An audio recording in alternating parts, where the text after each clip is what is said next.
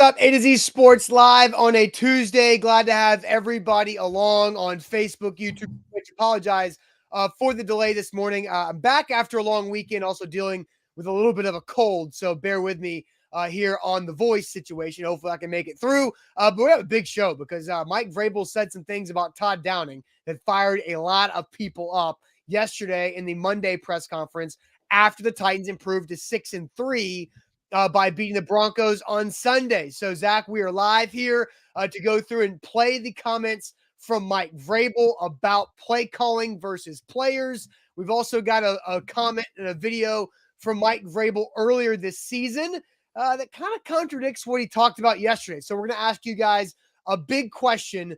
Which is the bigger problem for the Titans offense? Is it play calling or lack of talent on the offense? So we'll discuss that. Also, a little update on Caleb Farley as Teron Davenport reporting that he is likely done for the season with another back injury. And then we've got Tuesday sports trivia. We need the team together and go 9-1 today because right now we're really good, but we're not quite there. If we go 9-1 today, then we get over 80% or right at 80% for this round of Tuesday sports trivia. Going to be a good show. Going to be a big show. Glad to be back in the saddle. Zach, welcome in. Let's get this thing rolling. Yeah, Tuesday, ready to roll. We are broadcasting live on Facebook, YouTube, and Twitch, all three platforms. Make sure that you subscribe to our YouTube channel. We will tweet out segment by segment on our Twitter page at A to Z Sports. You can follow us there at A to Z Sports. It's a great follow. Each segment, we'll tweet those out. And you got to subscribe to our YouTube channel. It's a great subscription. Go to YouTube, search A to Z Sports Nashville, hit that subscribe button. We've got live stream shows. We've got content inside the Titans locker room. We've got press conference. We got everything that you need in the locker room. You can talk to players right there on our YouTube page. So go ahead and subscribe there. And Facebook, The Real OGs, bottom left corner of your screen. Share now to public.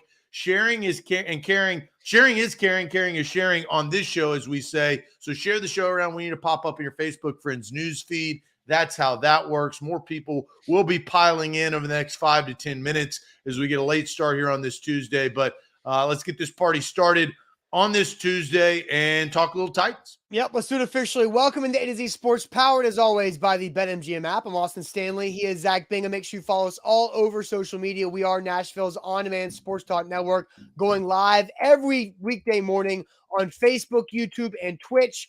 Links to the show on our Twitter timeline. Also hit us up on Instagram and TikTok. But we really got to thank our sponsors because they make it happen for all of you guys and us, like Wilson County Hyundai. If you're looking for a new ride, check them out in Lebanon or at wilsoncountyhyundai.com. The Bone and Joint Institute, boneandjointtn.org, the region's destination for comprehensive orthopedic and sports medicine care, boneandjointtn.org. Farm Bureau Health Plans. Get better with Farm Bureau Health Plans, better coverage, rates, and service. Learn more about a health plan for you, fbhp.com/ATOZ. And Hughes and Coleman Injury Lawyers. If you've been injured in a car wreck, a free case consultation is yours when you call 800-800-4600. So, Zach, I did get a chance to rewatch the Titans-Broncos game after watching it and listening on radio driving back from Atlanta over the weekend. And before we quickly dive into what's going on with Todd Downing and Mike Vrabel's comments, again, the defense, I know you guys talked about this yesterday. Incredible defense, only giving up 10 points. The Broncos offense is a massive problem.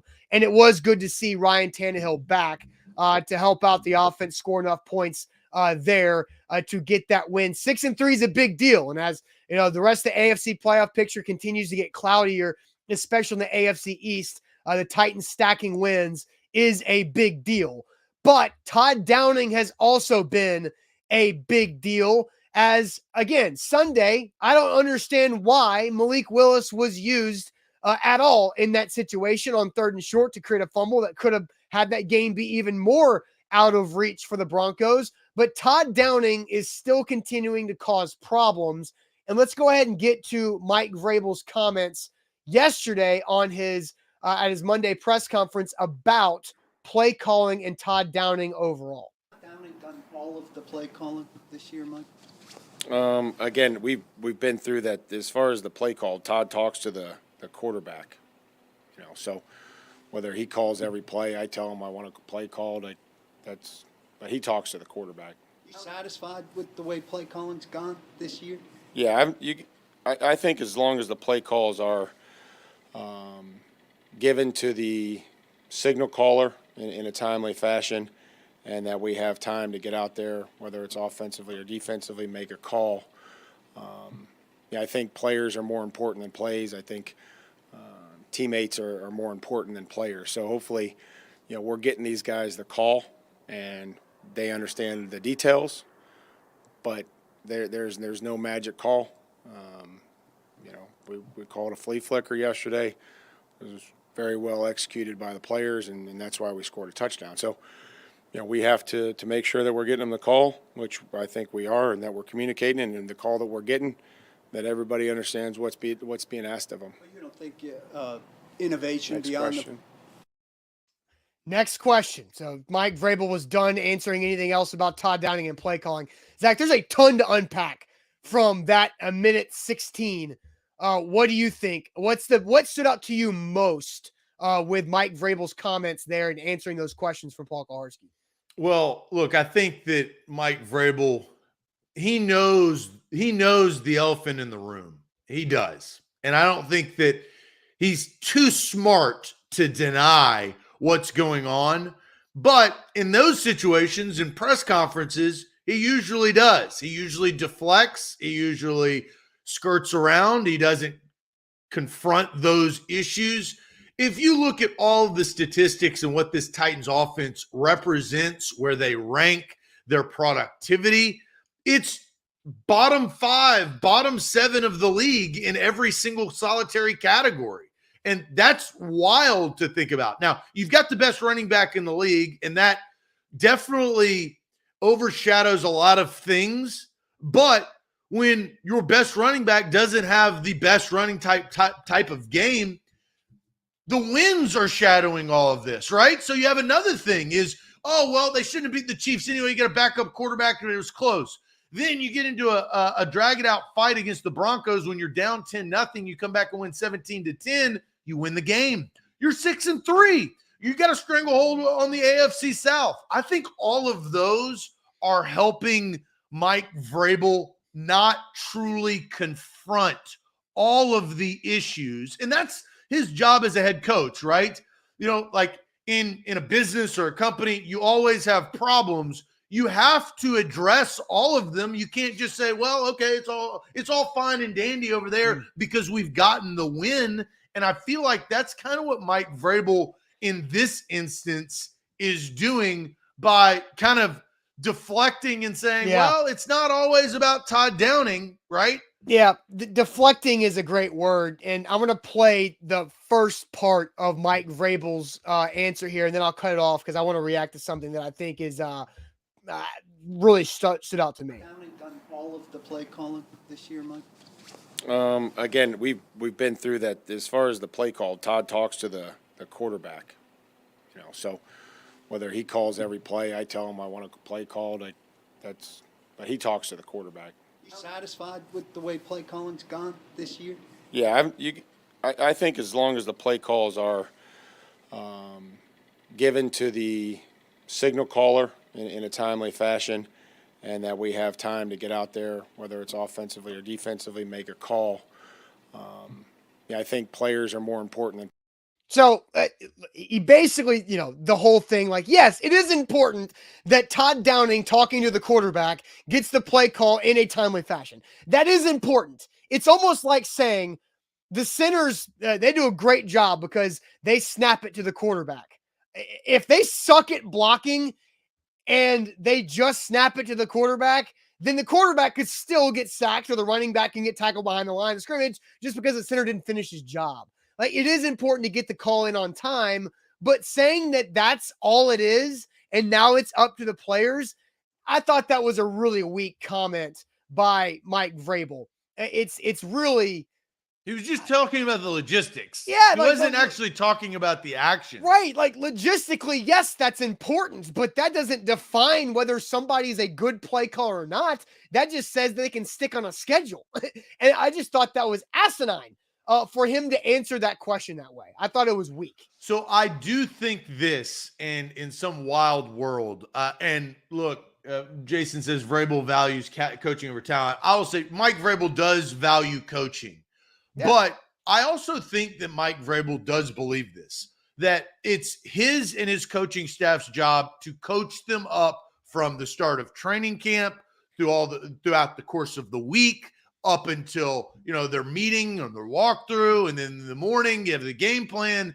And I do think because, and this kind of probably goes back to Vrabel as a player, is once the ball is snapped, it is up to the player to rely on the coaching that has happened prior to execute said called play. I do think that Vrabel believes that, but I do think too many times we can see instances where a bad play call was had, like the 3rd and 3 handoff in the shotgun formation to Hilliard, up, loss, or gain of 2, 4th down, they punt the ball away. That is not on the players. That's setting your players up for failure, and then which in turn sets the team up to kind of work behind the 8 ball. And the last thing I'll say is Ian brings this up, our guy Ian. How many times have we heard this quote? It's hard to win a game in this league. I feel like that is absolutely true. I don't want to deny that. Yeah. It is hard to win in the NFL. Just ask the Las Vegas Raiders. But you can't always just kind of fall back, hey, it's hard to win in this league. When you see fundamental flaws, that's when I think that they need to be addressed. And I honestly think that's what Paul Kowarski was asking. Yeah, I thought it was a great line of questioning by Paul, and I'm honestly curious to know what the next follow-up was when Mike Vrabel gave him the next question. I get, like, it's not an interview with Paul and Vrabel that, that's not, you don't get, like, unlimited amount of follow-ups in a press conference normally. But again, like, on the 3rd and 3 handoff to Hilliard, man, the logistics on that execution from Todd Downing's headset to Ryan Tannehill's headset to breaking the huddle was spot on. But it was a stupid decision to make that play call in that game and in that moment, that down and distance, that situation. And that's been my biggest frustration overall with Todd Downing is situationally, Todd Downing makes bad decisions. And whether it's a jump ball throw to a receiver who doesn't have the ability to consistently make that play, or running the ball to Dontrell Hilliard on a 3rd down when it should have gone in somebody else's hands. That's where Todd Downing has hurt this football team consistently in the last season and a half of being the offensive coordinator. Yeah, but they're winning games. That's so you can say everything that you said, but my retort, if I'm Vrabel, we won the division last year. We hosted the number 1 seed in the AFC. We're leading the division. We're 6-3. We're in the driver's seat. We've won tough games. Yeah. My answer is to that. Mike Mularkey beat the Chiefs in Kansas City in the playoffs. Yeah. My answer would be wait and see. I would say wait and see, right? I mean, that's what everybody is. But it didn't matter because he was fired because of his unwillingness to move away from offensive coordinator Terry Robisky, who was hurting the football team. Yeah. And look, I think Mike Vrabel is in a tough spot. If he even knows that Todd Downing is not, the greatest play caller in the world, which I think we all know. Yep. I still don't think that at 6-3 you can make a move, right? So what do we actually look? We're going to play. I want to play both videos that we have, but before we get to that, let's ask the question, not to the chat, but to you, Austin. Like, what do you want Mike Vrabel to do? Right. So, like, there's a couple of different options here, but we all of a sudden we blink and we're in the notebook. What do you want? What do you want? Right. I don't know. What do you want to eat? Damn it. What do you want? So I'll ask you, what do you want from Mike Vrabel in this situation? They're 6-3. They're atop the AFC. They just came off of a win. They just scored 17 unanswered points in the second half to close a game out. What do you want? I will tell you what I want from Mike Vrabel, but first you tell me about Farm Bureau Health Plans. FBHP.com is where to go to get your new health plan. I got my new health plan at the beginning of this past year, and I'm really glad that I did. I planned on them for my health, dental, and vision, and you can too. 200 plus locations across the state of Tennessee. That's Farm Bureau Health Plans of Tennessee. If you visit their website, fbhp.com/A to Z, it's really simple. You start out with a quick health assessment. It takes about 25 minutes to answer a bunch of questions. You answer them openly and honestly. They give you a quote.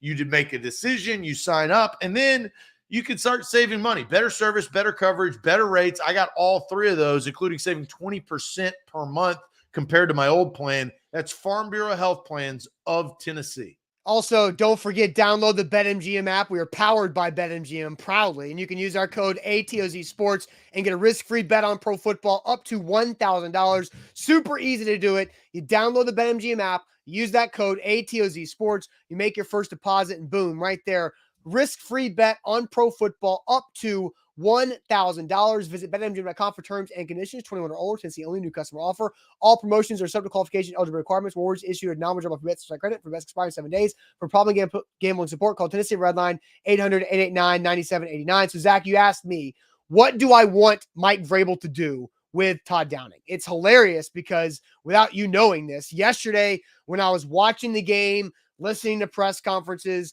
and going through because I was off over the weekend, I literally asked myself that same question. What do I want and what do I expect Mike Vrabel to do? Because I don't expect him to do a damn thing at all. But what do I want Mike Vrabel to do? I don't want him to fire Todd Downing right now. I don't think that's realistic, and I understand that. But I want Mike Vrabel to hold Todd Downing accountable, just like Mike Vrabel holds all of his other players accountable, right? Isn't that what you should want? I don't want Mike Vrabel to stand at a podium and deflect and protect the offensive coordinator. So you want him to publicly hold Todd Downing accountable? Yes, because you know what I know about Todd Downing? I know Todd Downing's not a good play caller in the NFL. I know that. I think he's probably a pretty good position coach. He's had good stints at that. I think Todd Downing's a good guy. And I also know and I've seen and heard Todd Downing hold himself accountable for the Titans' offensive issues. I've heard him countless times over this season saying, it starts with me. I have to be better. Starts with me. But Mike Vrabel won't sit there and say the same things about his OC. And so I want Mike Vrabel to publicly say, yes, Todd needs to be better. That Todd needs to do a better job of getting our wide receivers open. I saw Traylon Burks catch that underneath slant and run for 14, 15 yards. And I said to myself, how hard was that? What did they do there? They motioned Burks from left to right. And then they had him go underneath two other routes on the right side. He was wide open. It was the easiest throw you could make. It was an easy catch. And he used a 6'2", 225-pound guy who can run a 4.5 and who's physical to go gain 15 yards. How hard was that? And why did it take until the third quarter to do it? And so I want Mike Vrabel to say that about Todd Downing. Not that specific, but just to say, yeah, Todd needs to be better. And our play designs need to be better to help our young players. That's what I want from Mike Vrabel.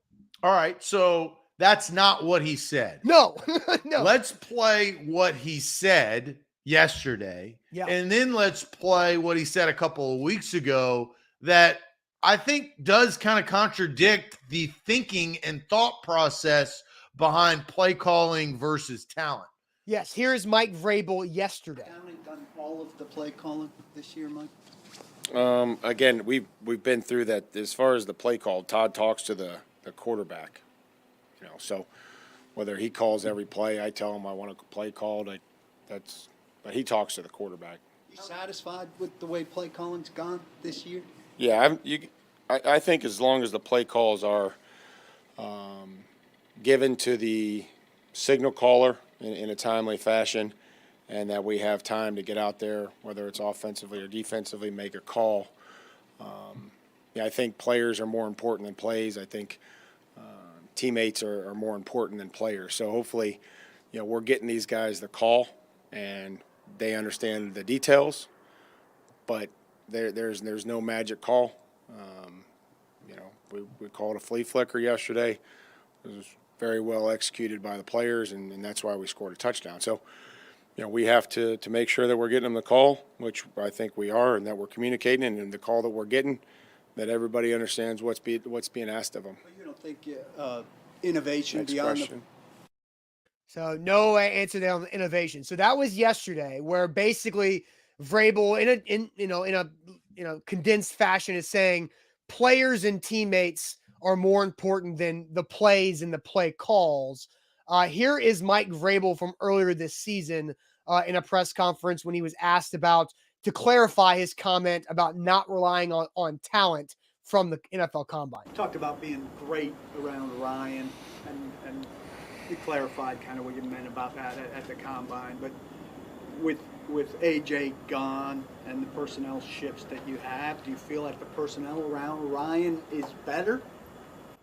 Well, I don't want to rely on talent. I don't want to be a coach that relies on talent. I want to coach fundamentals, technique. I want to teach. I want to make sure that they play with great effort, and I know that we're talented. So my job is to not try to rely on talent. I want to try to coach. There's a certain way that we want to play the game, and when we do, we're a good football team. And when we turn it over, and we don't protect the guy with the football, whether that's a quarterback, a running back, a receiver, we're not very good. We can't operate like that. So Zach, I'll let you take the floor here. Well, I do think that whether it's right or wrong, I do think that Mike Vrabel believes that he has talent. I don't think that he has very good talent, my personal opinion.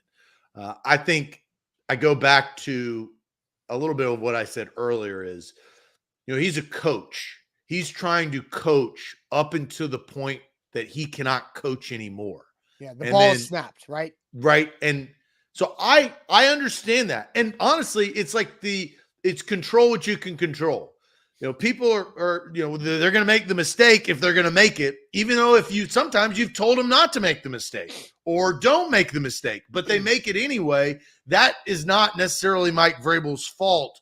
He has to set his team up, and that will happen.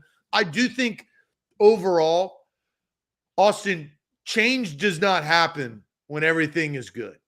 Change happens when things are bad. I've always said that. The measure of a man or woman is when pressure is applied. It's not when you get married, right? It's not the joyous day of your life when you have a kid. It's the hard days when somebody dies in the family, or you lose your job, or something happens where there's a family spat and you're in the middle of it and you got to figure it out. Like something happens when your friend gets in a car accident. Like those are the measure of a person of how they rise to the occasion. And look, that's on the deep level.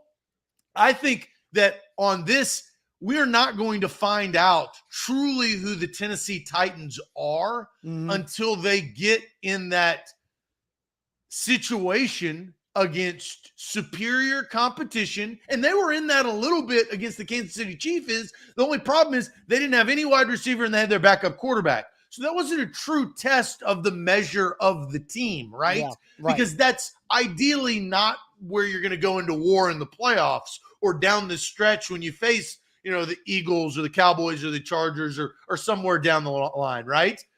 So nothing will change, Austin, my prediction, until the Titans start losing games. And then here's the other caveat.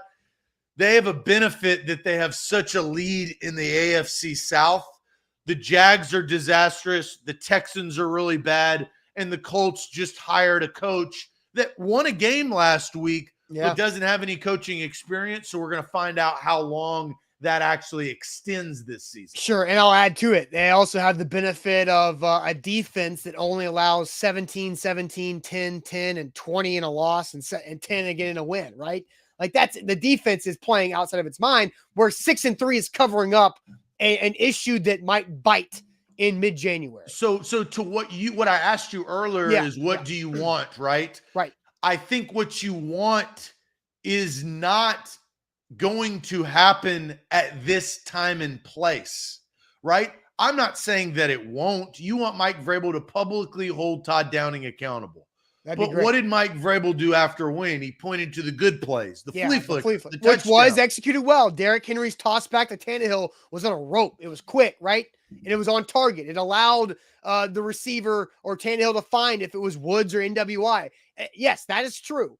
But there's a lot of other things that are not executed well because the talent on the team can't execute consistently. And they're being asked to do things that they can't execute consistently, like a jump 50-50 ball down the sideline against Kansas City. Like that, but NWI has got some ability, right? Because the touchdown, the toe drag, and everything, it's a hell of a catch, hell of a throw, nice play over a good defensive back. But he can't do that consistently because he's an undrafted talent. Right? It's not a knock on him. That's just the situation is that, he's got a wider range of ability where he drops a pass, but then he makes a great play and he's a good blocker. And so there's a lot of peaks and valleys of a undrafted type player's ability. Well, and that's what the question we're about to ask, because I think that gets right into the point of what are they working with? Exactly. So let's ask this question and get the chat more involved. Having a good show on this Tuesday. Which is the bigger problem for the Titans offense? Play calling or lack of talent? Which is the bigger problem for the Titans offense? Play calling or lack of talent? But first, let me tell you guys about Hughes and Coleman. If, unfortunately, you're injured in a car accident, the place you need to call and where you need to go is Hughes and Coleman. Their phone number is easy, 800-800-4600. They've recovered over $1 billion for their clients across the state of Tennessee and in Kentucky over the last 30 years. They're the official injury lawyers of the Tennessee Titans, and so they know how to get it done. Zach, I was traveling this weekend, and the last couple times I've traveled over the weekend, you drive down the interstate and you see the Hughes and Coleman billboards, and I'm saying, hey, there's my guys right there, 800-800-4600 for a free case consultation. Give them a call if you've been injured in a car wreck. Again, 800-800-4600, Hughes and Coleman, Injury Lawyers, Principal Office, Nashville, Tennessee. Well, shout out AB and TX. Definitely a repeat question. It is a repeat question. Yeah. And that tells you something. Here's a repeat ad because we love them so much. There's BetMGM. That's on repeat. That's on repeat of winning. You may have won last night on Monday Night Football. Use the promo code ATOZ Sports in the promo code tab, all one word, ATOZ SPORTS. They are the king of the sports books, and you can get a risk-free bet up to $1,000 for new users. All right, so the question we've got here, which is the bigger problem for the Titans offense? Is it play calling, or is it the lack of talent on the offense? So I'm scrolling up to the top because a lot of comments, I think over 100 have come in here. So I'm going to do my best to answer. KG on YouTube says play calling. Mike Curran says on Facebook, play calling. Jarvis says play calling. Tighten Up Ohio saying lack of talent. Eric goes with play calling. AB in Texas says play calling. Scoop on Facebook says play calling. Jay's right. It is a toss-up. Both things are issues. I think we all understand that. John says lack of talent.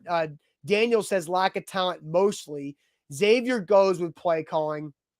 Let's see. John Lassiter says, in Vrabel's eyes, they don't have to do it consistently. They just have to be good enough to win a game.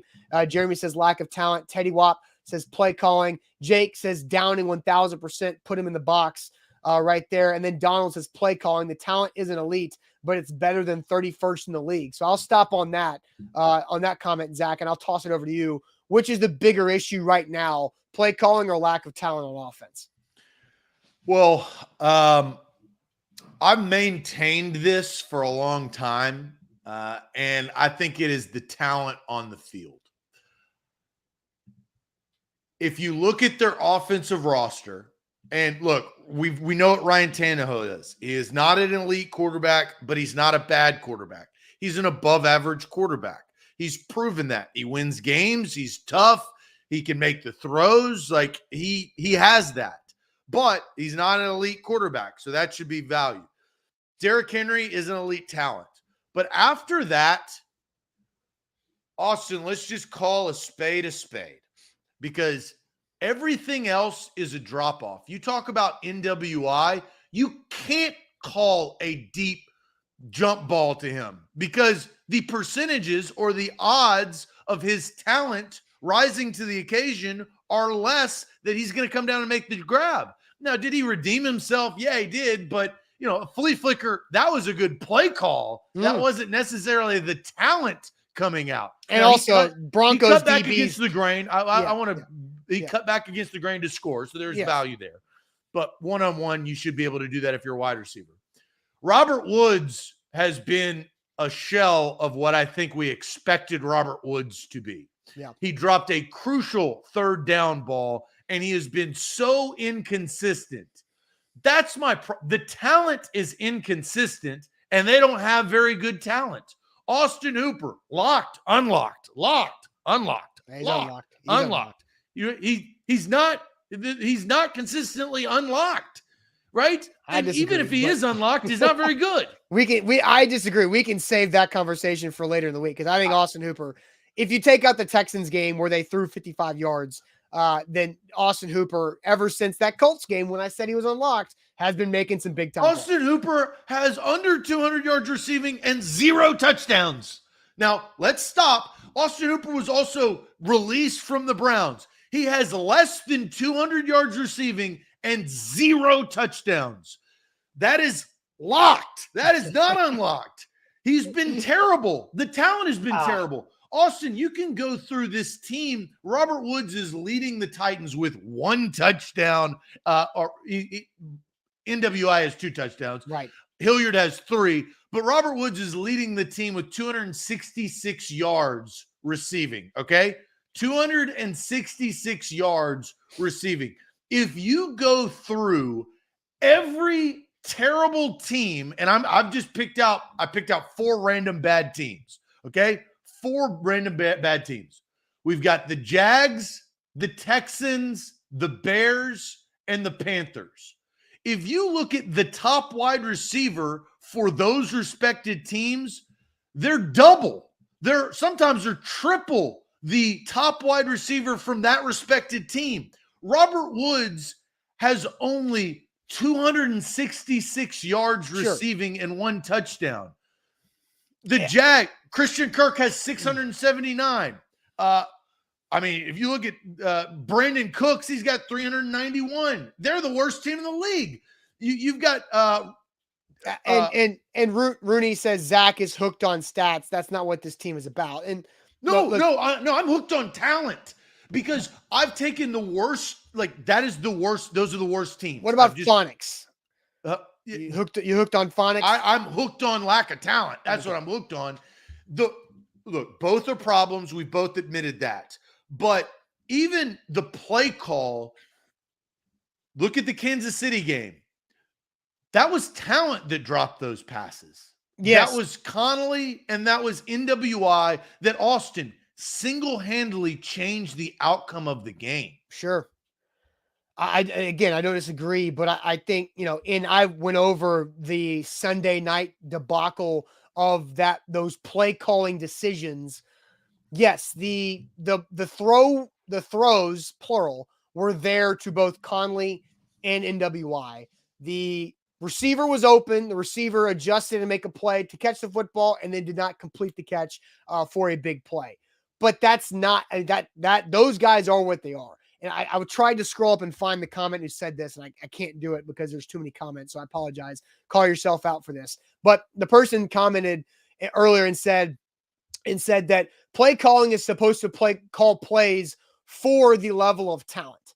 And that is what the Titans are not doing consistently. Well, it's so bad. How do you call plays for bad talent?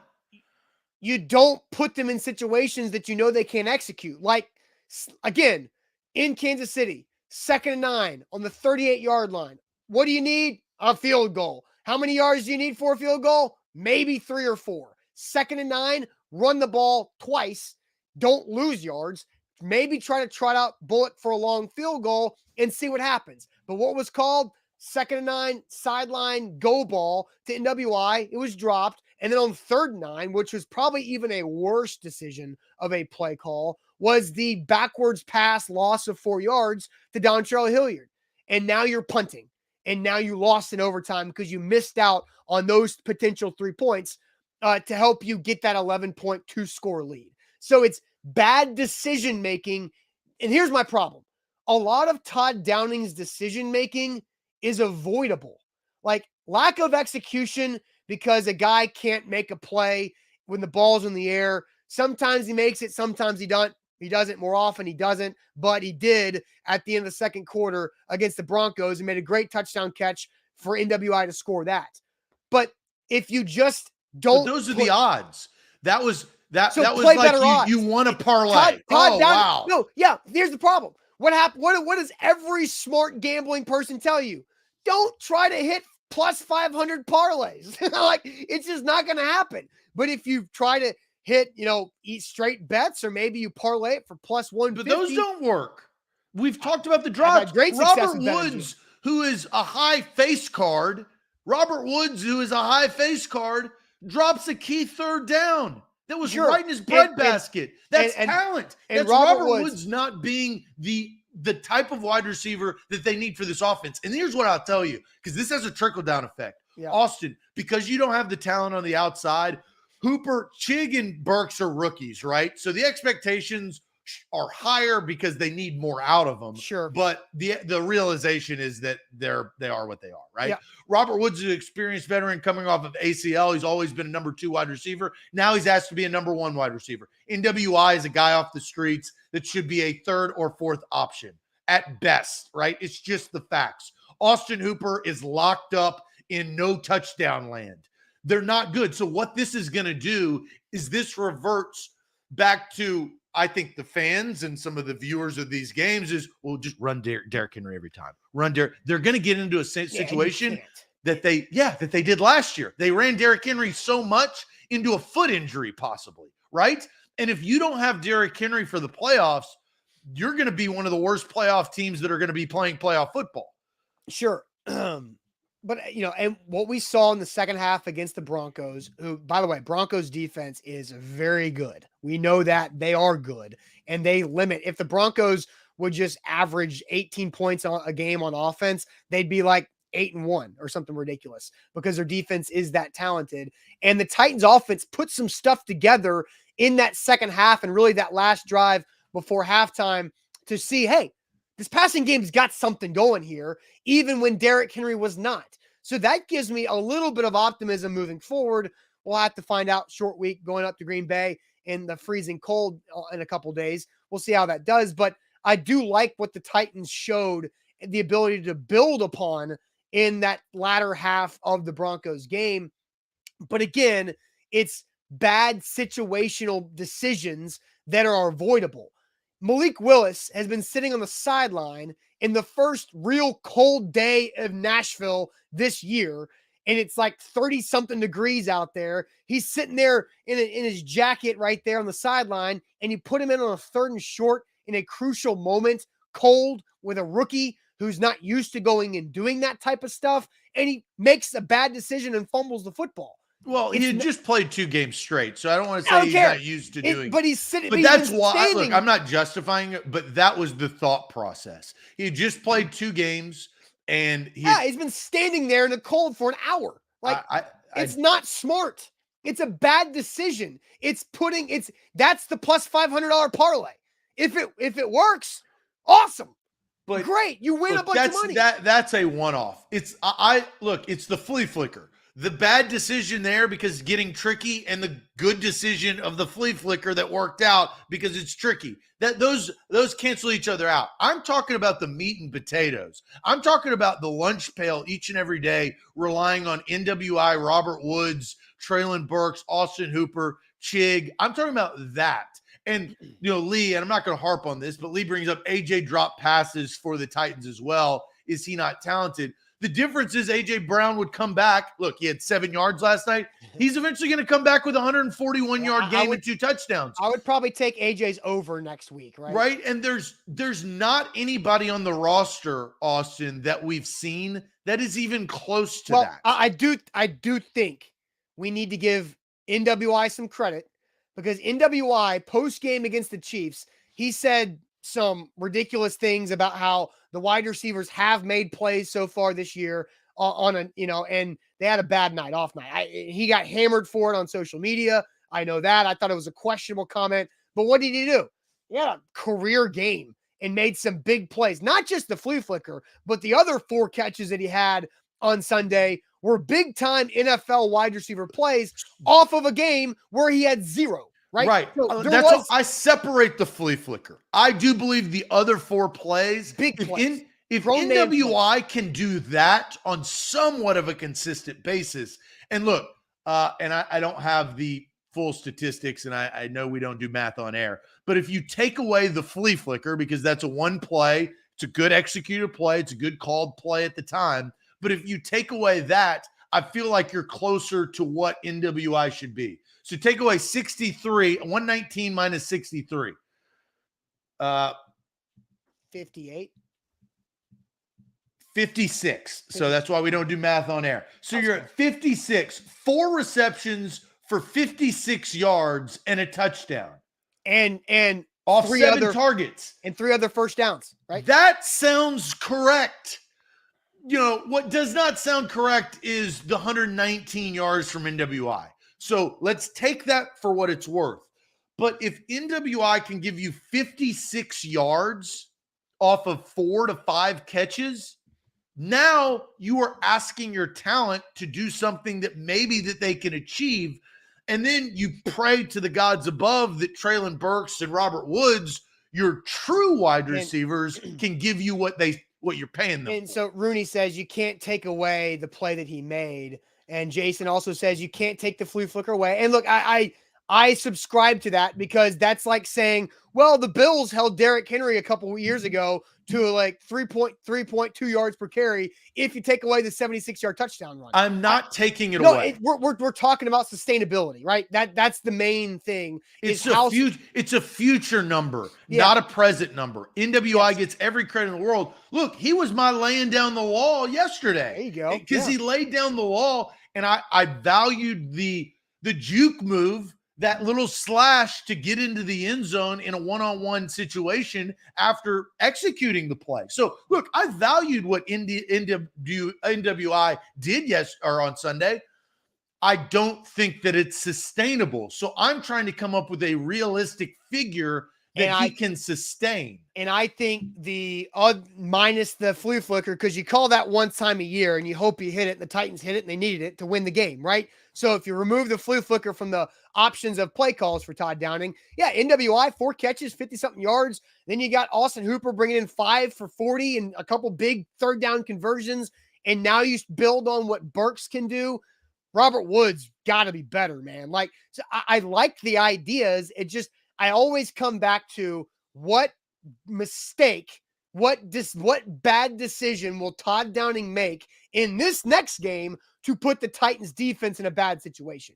Because he did it in Kansas City and they lost the game after the defense played their freaking hearts out and should have won that game. But he made the mistake to not get them extra points, and he made, a couple mistakes. The Hilliard run on 3rd down is not like that crazy bad. But the Malik Willis decision was not smart either, and where you could have had more points to help out your defense even more, right? You can't do that against the Packers on the road, especially because Aaron Rodgers got a little bit of mojo back this past week. You can't do that against the upcoming schedule. Todd Downing can't put his defense in a bad position anymore. He can't. Well, yeah, and the Packers, if they score 31 points like they did, Titans aren't winning that game. No. I'm going to answer a good question from Matt Bailey. Okay. And this is my premise. This is how the company, this is the mindset of how I think. And Matt says, why don't we start talking about solutions? There are no problems. There are only solutions. That's what I believe everybody should concentrate on. Matt, I've got your solution. All right. And I'm going to tell you that solution. But first, I am going to tell you guys about Wilson County Hyundai. Wilson County Hyundai is where you need to go to get your next ride. You got the Palisade at the bottom of the screen, including the Ioniq, the Sonata. They have your fleet of vehicles. You just got to go find it. Quick trip down I-40 exit 236. That's as simple as it comes. Family owned and operated by Payne Bone. WilsonCountyHyundai.com has all of your inventory. If you are in the market for a new car, please check out the vehicles at WilsonCountyHyundai.com. Also, my BetMGM football season continues to roll. I had a hot Saturday in college football, looking to do it again this upcoming week. Also, got the Thursday night game coming up, so we'll talk more about that as we get closer. But you can get a risk-free bet on pro football up to $1,000 when you sign up for BetMGM and use our code ATOZ Sports. It's really easy. Download the app, plug in that code ATOZ Sports, make your first deposit, and right there you go. For a risk-free bet up to $1,000 on pro football. So, Zach, what do you have as the solution for these problems with play calling and talent on the Titans offense? Yeah, Matt Bailey asked, what are the solutions? So the solutions, and this is, look, actions speak louder than words, easier said than done, all of that. Yeah. But how you get it going is obviously Derrick Henry is your figure point. He has got to run the ball and get you 6, 7, 10 yards a clip at times. And then there will be those runs that you only get 2 to 3. You've got to be unique in setting up Chig's ability to get in the open space and make big plays. He's had 2 plays over 40-plus yards for a tight end. That's impressive. Austin Hooper has been reliable to a degree on the outside, catching the football and booming upfield. You've got to put him in those spots. NWI, I think, has, from last game, if he can get some consistency, he is the down the sideline guy. He is maybe your trickeration guy that it gets open as your deep threat if you're not ready for Treylon Burks. Treylon Burks' solution is simple. And Austin, you actually said it earlier in the show. It's slant routes. Get him into a slant position where he can make a play with his big frame. If you are precautious about the foot, okay, I'll give you 1 game. But we better start seeing that over the next, couple of weeks. And Robert Woods, they're deep crosses. That's where he has had, and that's where he dropped. I mean, that was the ball that he dropped. But that's where he had 2 games. He had 80-plus yards receiving. That's how he's made big plays and bounding forward. Look, even get Robert Woods on some jet sweeps. I know we hate jet sweeps, but that's what they did in L.A., and they've had success. Line him up in the backfield. Be a little bit, I don't know, don't get triggered, chat, but exotic.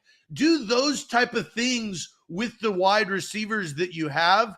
The thing that's holding you back, though, is that if one doesn't work, then, like, if Derrick Henry doesn't work, you're kind of like out of luck. I think, as I was watching the game, the last 2 games, the Chiefs game and the Broncos game, Derrick Henry was running off the field in a lot of situations that I was surprised by, right?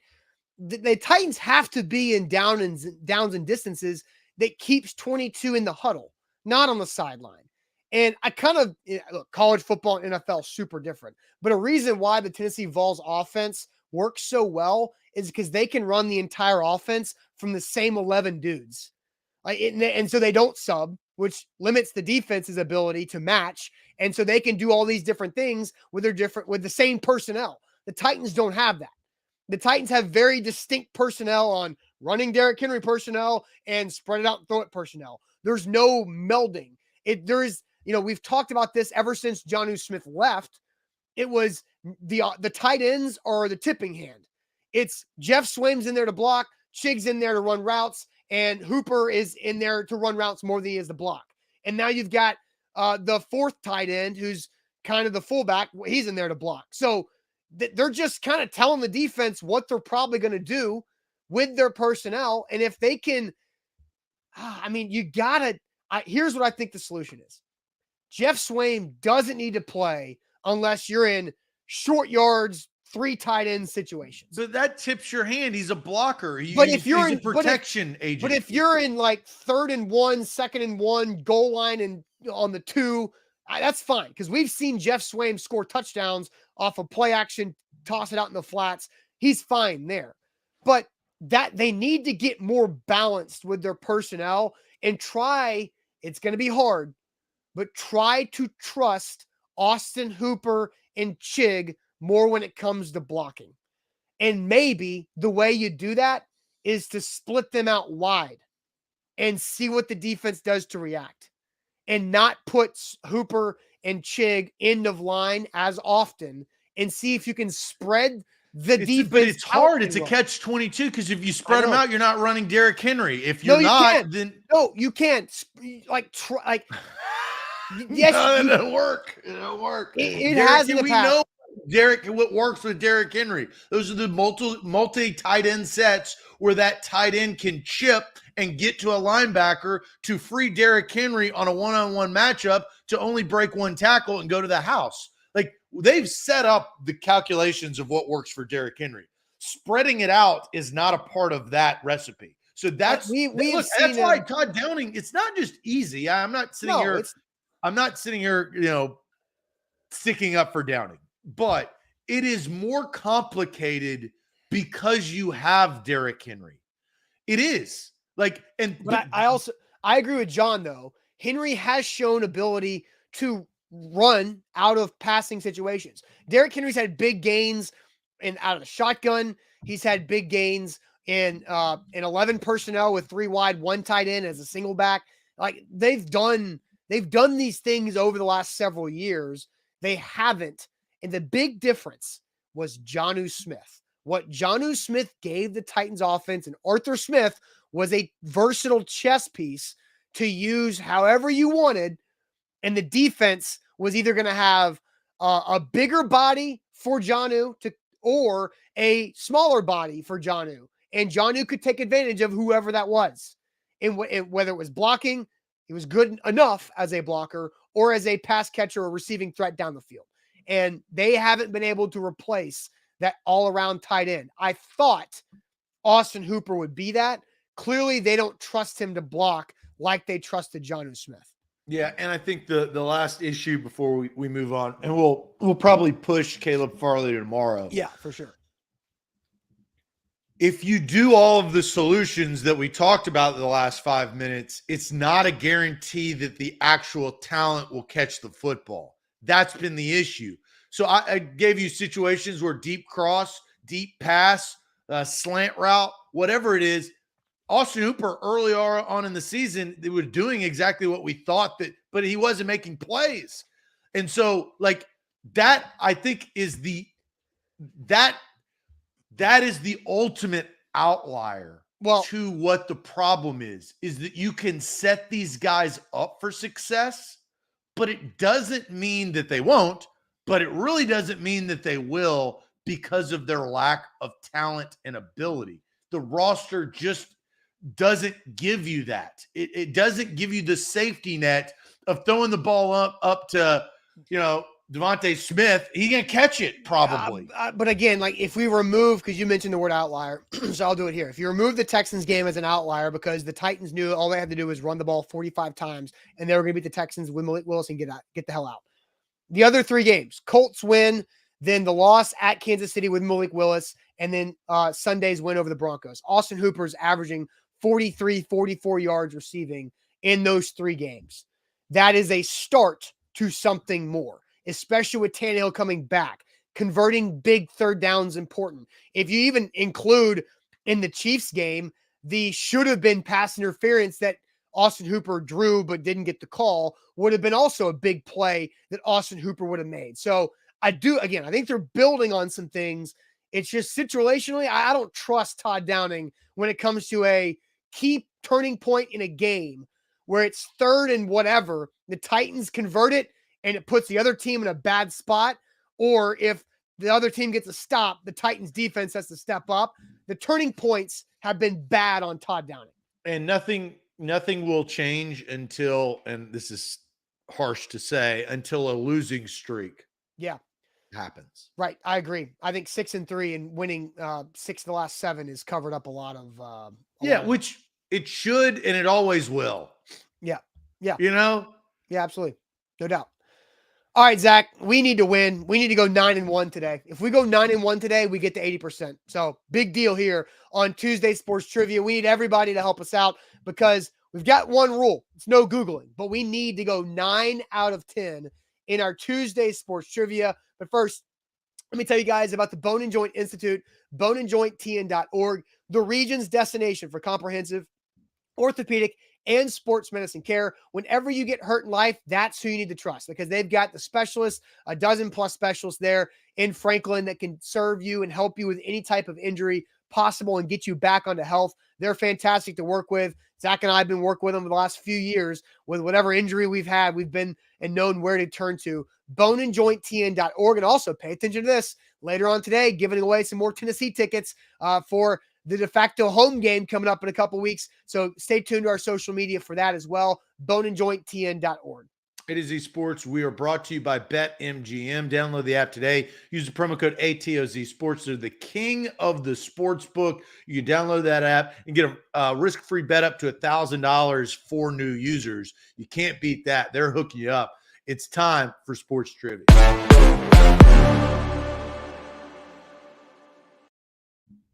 All right, Zach, 10 questions. We need to go 9-1, and Sean's being smart. So we'll say Ask Jeeves. No Ask Jeeves, no Bing, no Google, no Firefox search, no whatever search engine you think you can get away with. No search engines here on trivia. So what we got coming up? 7 sports questions and 3 non-sports. All right, first up goes NBA. Who was the first NBA player to play 1,500 NBA games? Wilt Chamberlain, Robert Parrish, Elvin Hayes, or Kareem Abdul-Jabbar? Who was the first NBA player to play 1,500 NBA games? Wilt the Stilt, Robert Parrish, Elvin Hayes, or Kareem Abdul-Jabbar? Well, Wilt was earlier than all of the other guys. Kareem played a long time. Jarrell says Robert Parrish, right, which is interesting. Man, Wilt. Jarrell says Robert holds the record for 1,600 games played. Is that right?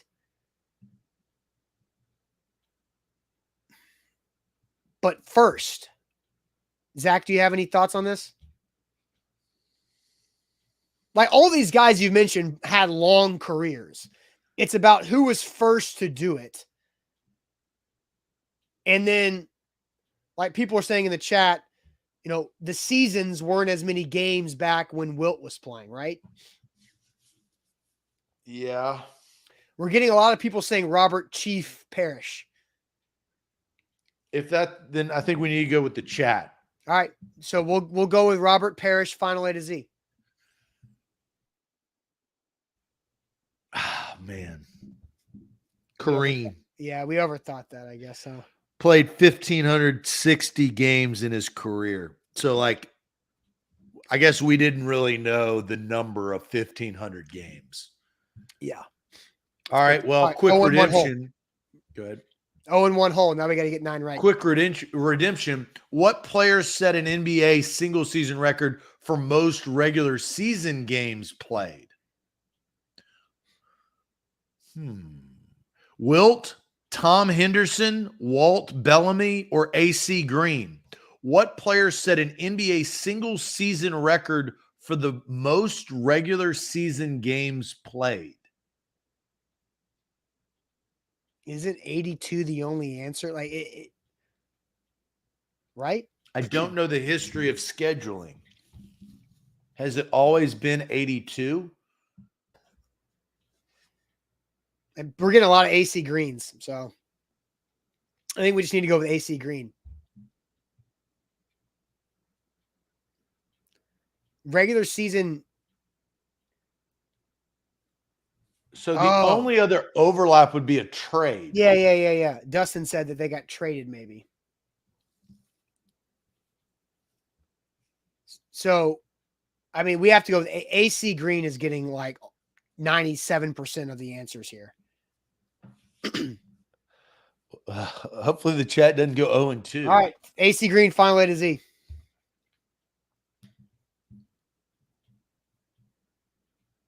Oh, man. Ooh. It was a trade. 1968, 1969. Walt Bellamy played 88 games for the Pistons and the Knicks. Interesting. Well, 0-2 start. Maybe we'll go to soccer. The first FIFA World Cup took place in 1930 in Uruguay. There were only 13 teams. The World Cup final score was 4-2. Who won? The United States, Argentina, Uruguay, or Yugoslavia? It would have to be Argentina, right? So basically, who won the first World Cup in 1930? Yeah. You wouldn't think Uruguay would win its home. We got some. And I don't know, but. Yeah, we got Ian saying Uruguay, lock it in. Jose saying the same thing. They did win their own home tournament. We're getting mostly. Yeah, we got to go with Uruguay. Final A to Z. Lock that in. They beat Argentina 2-1. Uruguay is the correct answer. Okay. Oh, wait. 2 years before that, they beat Argentina. They did win that World Cup 4-2. So we're right. Yeah, that was a long explanation of the answer. All right, 1 and 2. All right.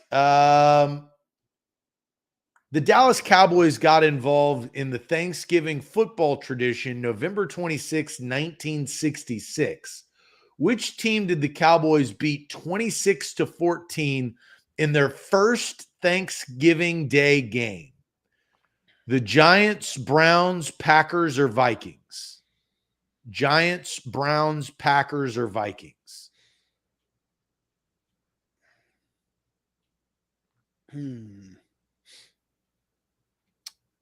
Giants could make sense. We're getting some Browns answers. Jay says Browns. Preston says Browns. Jody says Packers. Scott and Danny both say Giants. Kyle says Giants. We've gotten some Vikings too. We've gotten all four have been guessed multiple times. The 1960s, I do feel like the Browns were a popular team. Right.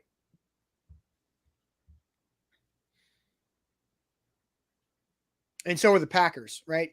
So yeah, I'm kind of feeling Browns on this. I don't think they played the Packers. That would be something I feel like it's either the Browns or the Vikings because we would know it. Tall Texan says the Packers. I don't think it's the Packers. I think the history of those Packer games would have been better documented. I said we go Browns. Let's go Browns. Browns final A to Z.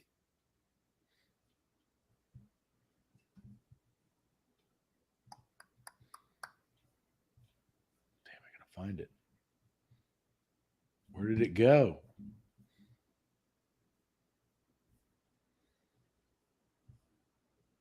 Number 2, sorry. It is the suspense. Yeah, it's killing me. There's a ton of different questions that look the same. So hold on one second. Yeah. It's number 6. There we go. All right. 1966, a watershed year for the Cowboys. They finished 10-3-1 for the first time since starting to play in 1961. That it finished in a winning record.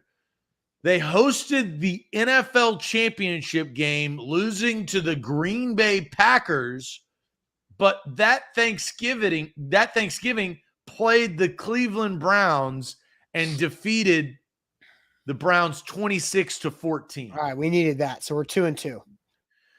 All right, back to the Turkey Bowl. Because I feel like if we go back to the NBA, we're going to get. Yeah.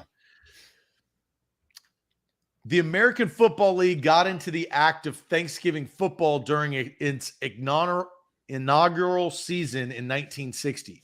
What franchise hosted the AFL's first Thanksgiving game? The Boston Patriots, the Buffalo Bills, the Los Angeles Chargers, or the New York Titans?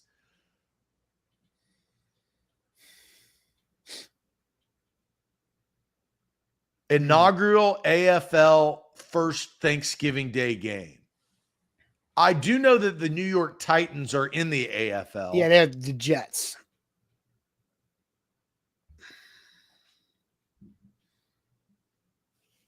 I think it's the Titans. I think New York Titans. What is the chat saying? We're getting some Titans. We're getting New York Titans. We're getting a couple Bills in there, but I think mostly it's the Titans. You want to lock that in? Final A to Z, New York Titans.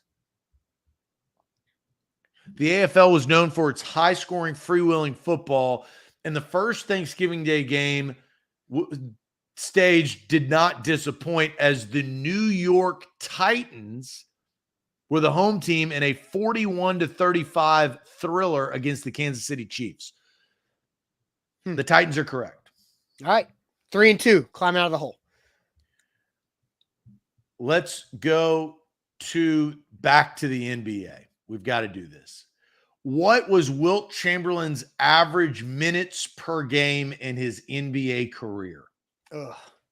46.8, 45.8, 44.8, 43.8. Man, this is going to be tough. I mean, they're all so close.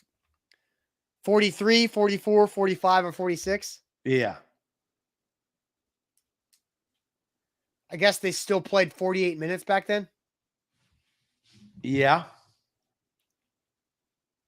I bet you I don't think it would be 46 because that's not enough time.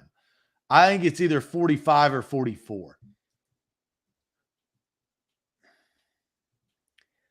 I mean, this is going to be a guess. Nobody knows this. I think we need to eliminate 46. And I do feel like 43 is too long if it's a 48-minute game. I think 45 or 44. 44. Yeah, don't forget overtime minutes too. Do they have overtime back then? I think it's 45.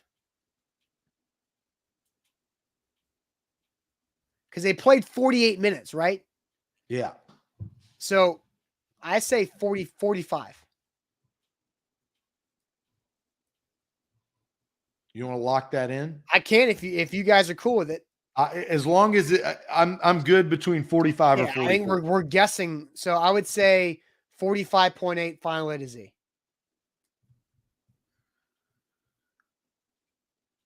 Wilt Chamberlain led the NBA in minutes played for 8 seasons. 45.8. Boom. All right. 4-2. 4-2. Last sports question. Germany, 2006. The final game of the World Cup tournament went to extra time and ended in a 1-1 draw as both teams failed to score in extra time. The game had to go in penalty kicks. Which team won the penalty shootout 5-3? Portugal, France, Italy, or Germany? Portugal, France, Italy, or Germany? That is it. Italy beat France, I think. I think that was Italy, right? Yeah, Italy beat France. That was the Zinedine Zidane headbutt, wasn't it? 2006? That was I think it's Italy. Italy won. Who did they play? France. They played France? I think that's right. I remember this. This is the first World Cup that I actually paid attention to. So we're going. The chat also agrees with Italy. So Italy final A to Z.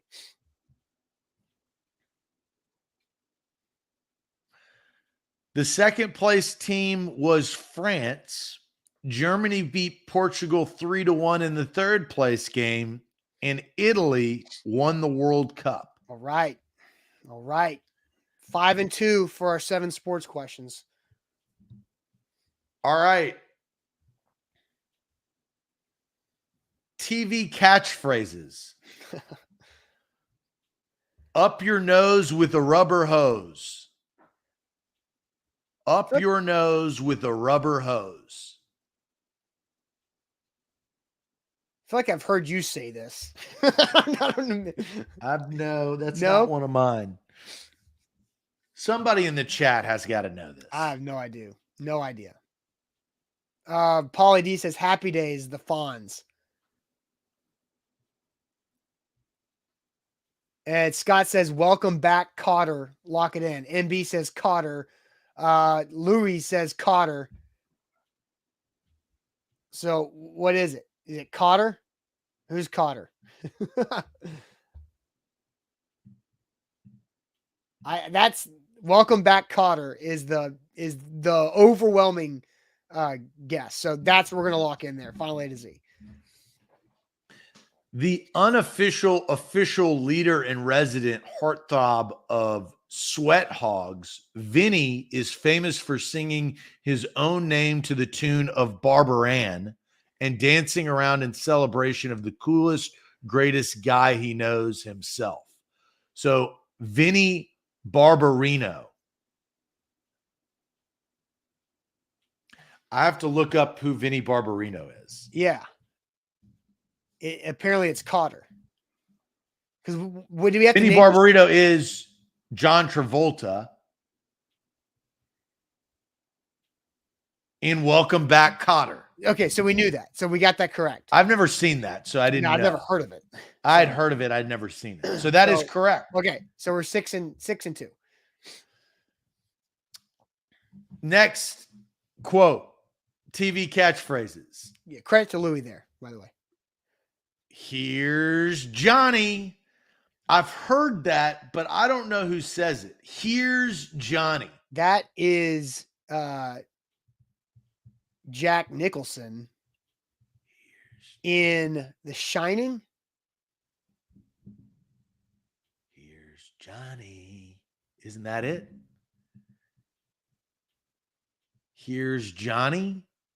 But it depends. Like, so we talking. Here's Johnny. This is TV though. Yeah, it's TV. But so The Shining's a movie. So Johnny Carson would maybe have had a here's Johnny, right? I never watched Johnny Carson. So people are saying Ed McMahon, The Shining is a Carson reference. So Johnny Carson should be correct. But then people are saying Ed McMahon on The Tonight Show. Ed McMahon from Johnny Carson Tonight Show. So that's the answer. Oh, okay. You want to lock that in? Final A to Z. Locking it in. Ed McMahon began their association on ABC with Who Do You Trust? But McMahon made himself a household name as Johnny Carson's sidekick, announcer, and second banana on NBC's The Tonight Show, starring Johnny Carson. We got all parts of that right. Thanks in the chat. All right, so we are now 7 and 2. There's our last question. So if we get this right, we're at 79%, 79 out of 100. So we missed out on our 80, but 79% is pretty solid. So let's finish on a high note. TV catchphrases. Dynamite. Dynamite. Dynamite. I think this is from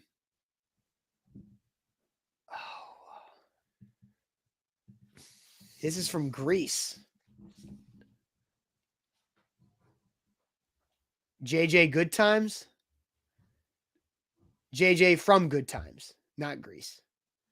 Yeah, people are saying Good Times JJ.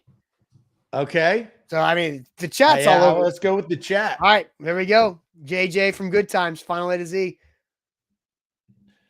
The oldest son of James and Florida Evans, JJ dreamed of becoming famous. Until that day, his responsibilities include doing well in school, looking out for his younger siblings. Unfortunately, he isn't very good at either of those tasks.